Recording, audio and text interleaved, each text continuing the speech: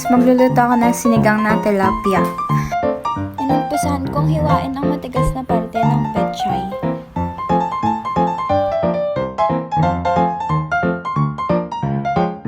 Sinunod ko na rin hugasan ang kamatis at hiniwa ko ito ng 4 na hiwa.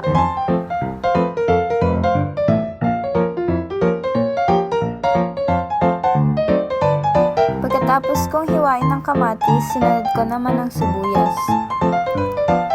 Hiniwa ko ito ng 4 na hiwa at pinalatan ko ito.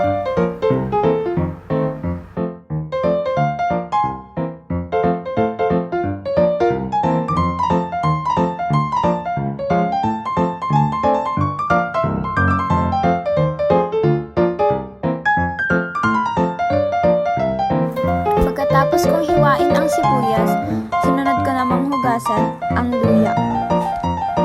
Pipit-pirin ko sana yung luya kasi hindi ko mapitpit.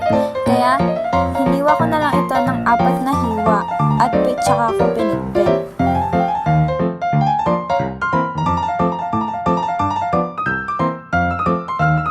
Nang matapos kong pitpirin ang luya, inilagay ko ito sa lalagyan. After kong pitpitin ang luya, hinugasan ko na rin ang mga isda.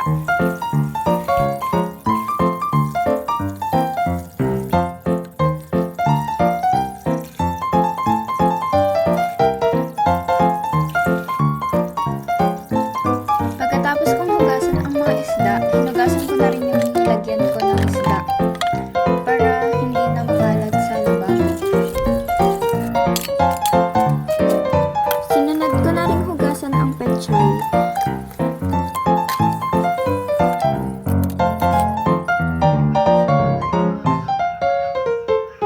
Pagkatapos kong ayusin yung ingredients, nagpakulo na ako ng tubig at inilagay ko ang sibuyas, luya at isda.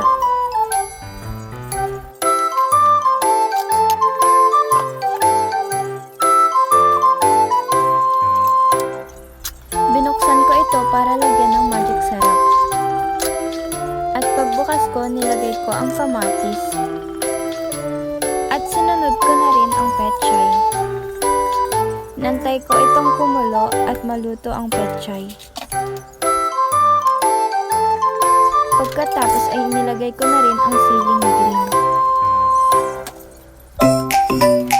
Nilagyan ko ito ng isang sachet ng sinigang mix.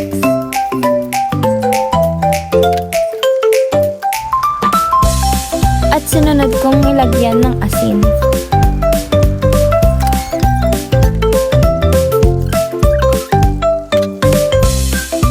Tinikman ko ito upang masiguradong okay na yung lasa.